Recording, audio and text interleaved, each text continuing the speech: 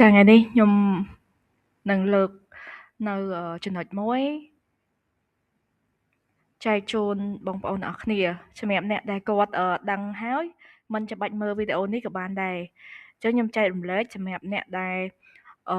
គាត់មិនទាន់បានដឹងចាតើជំទាវមានក្រិតនិងជំទាវគ្មានក្រិតហ្នឹងគឺគេសម្គាល់ទៅលើប្រភេទបែបម៉េចទៅចាអញ្ចឹងខ្ញុំលើករូបភាពមួយអានេះសិតឯកសណ្ឋានគេចាឯកសណ្ឋាននេះគឺគេហៅថាឯកសណ្ឋានប្រពៃណីជាតិខ្មែរអញ្ចឹងគឺអត់មានបញ្ជាក់ថាគឺមានតួនាទីនិងងារជាអ្វីទេគ្រាន់តែជាឯកសណ្ឋានប្រពៃណីជាតិទេចាអញ្ចឹងមានអ្នកខ្លះគាត់និយាយថាមាននិយាយតាមត្រង់ណាមានអ៊ីម្នាក់នោះគាត់និយាយគាត់អាងអឺប្តីគាត់គឺឈប់ខ្ញុំរករូបនឹងឲ្យមើលអាចថាពាក់ឯកសណ្ឋានមួយនៅក្នុងចំណោមមន្ត្រីរាជការដែរពាក់ឯកសណ្ឋានមួយនៅក្នុងចំណោមមន្ត្រីរាជការដែរប៉ុន្តែគាត់មិនមែនពាក់ឯកសណ្ឋានដូចគេទេចាមិនមែនពាក់ឯកសណ្ឋានដូចគេទេគឺគាត់ពាក់អាវប៉ាក់ធម្មតាបែបនេះអញ្ចឹងតើអាចបញ្ជាក់ថាគាត់មានងារជាអ្វីគឺអត់ទេណាអត់អាចបញ្ជាក់ថាគាត់មានងារជាអ្វីច្បាស់ទេប៉ុន្តែគឺគាត់ធ្វើរឹកលយមែនតែនបានន័យថាគាត់យកងាររបស់ប្តីគាត់យកមកពាំងមកអាំងអូនិយាយឡើងលយនិយាយចេញមកសិតតែអីគេនាងឯងនិយាយចេញមកមានមើល profile អត់អូវ៉ាវនិយាយចេញមកសិនឲ្យគេមើល profile អ៊ីឯងយ៉ាងម៉េច profile អ៊ីឯងអស្ចារ្យខ្លាំងណាស់ទៅមែនគាត់ពាក់អាវប៉ាក់ធម្មតាហ្នឹងយកងារប្តីយកមកអាងអ្នកខ្លះអញ្ចឹងណាប៉ុន្តែអ្នកដែលគេមានក្របខ័ណ្ឌមានងារត្រឹមត្រូវគេអត់អញ្ចឹងទេនេះជាក់ស្ដែងគឺឯកសណ្ឋានអុកញ៉ាណាបងប្អូនមើលឯកសណ្ឋានអុកញ៉ាគឺមានបែបនេះណាគឺបែបនេះចាខាងស្រីគឺឯកសណ្ឋានបែបនេះទៅមានអាវដៃវែងមានសំពត់អីចឹងមកសំពត់វែងចឹងមកដល់ពេលខាងបរោះគេមានឯកសណ្ឋានខាងបរោះគេផ្សេងចឹងទៅតើយើងទៅមើលតទៀត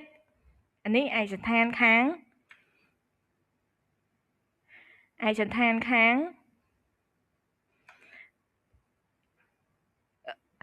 អឺ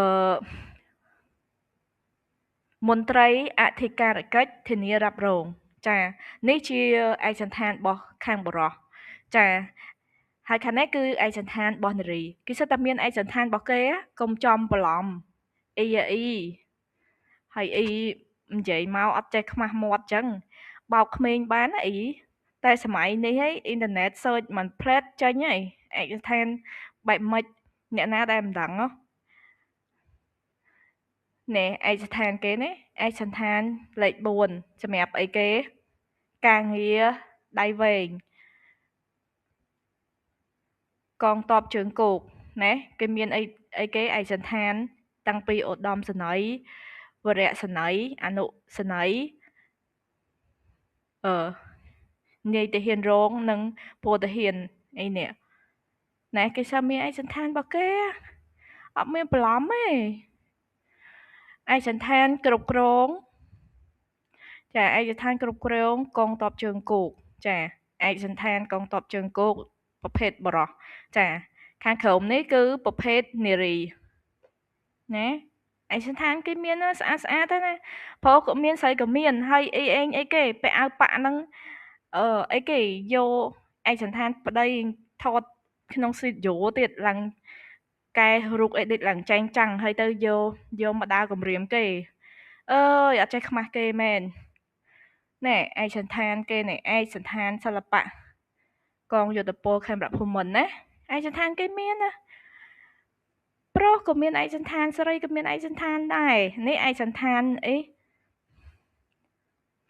សាហារីយ៉ែនណាគេមានឯកសណ្ឋានគេស្អាតប្រុសក៏មានស្រីក៏មានណែឯកសណ្ឋាននគរបាលជាតិណែឯកសណ្ឋានធំលេខ1កុដសសម្រាប់នាយនគរបាលថ្នាក់ឧត្តមសេនីយ៍ណានាយនគរបាលជាន់ខ្ពស់សម្រាប់ប្រើប្រាស់ក្នុងពិធីបុណ្យជាតិធំដែលមាន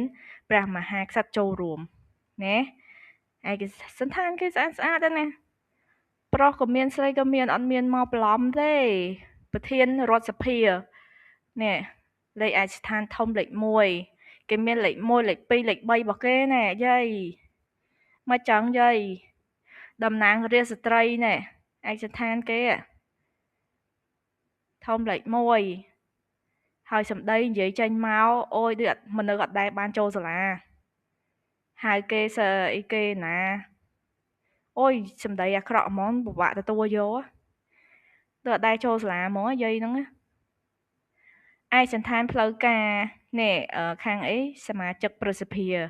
នេះស្អាតទៅខាងប្រុសគេផ្សេងខាងស្រីគេផ្សេងនេះឯកសណ្ឋានផ្លូវការសម្រាប់សម្គាល់ក្របខ័ណ្ឌគ្រូបង្រៀននេះសូម្បីគ្រូបង្រៀនក៏គេមានឯកសណ្ឋានដែរស្អាតណាស់ឯកសណ្ឋានបំពេញការងារសម្រាប់គ្រូបង្រៀនកម្រិតបឋមណាស្អាតទៅស៊ូតហ្មងឯកសណ្ឋាននេះជាឯកសណ្ឋានប្រពៃណីជាតិធម្មតាទេអត់មានបញ្ជាក់ថាគាត់មានតួនាទីជាអីទេអញ្ចឹងយកឯកសណ្ឋានហ្នឹងមកហើយទៅសួរគេមិនមើល profile ទេអូយនិយាយលយអត់ទាស់អញ្ចឹងខ្ញុំត្រឡប់មកវិញជំទាវមានក្រិតគឺជាជំទាវដែលបានងារឬមួយឥស្សរយសបានន័យថាគាត់ប្រឹងធ្វើការដោយខ្លួនឯងហើយទទួលបានងារនោះដោយខ្លួនឯងមួយទៀតជំទាវអត់ក្រិតជំទាវគ្មានក្រិតដែលបានមកដែរតែគឺដោយសារប្តីបានន័យថាប្តី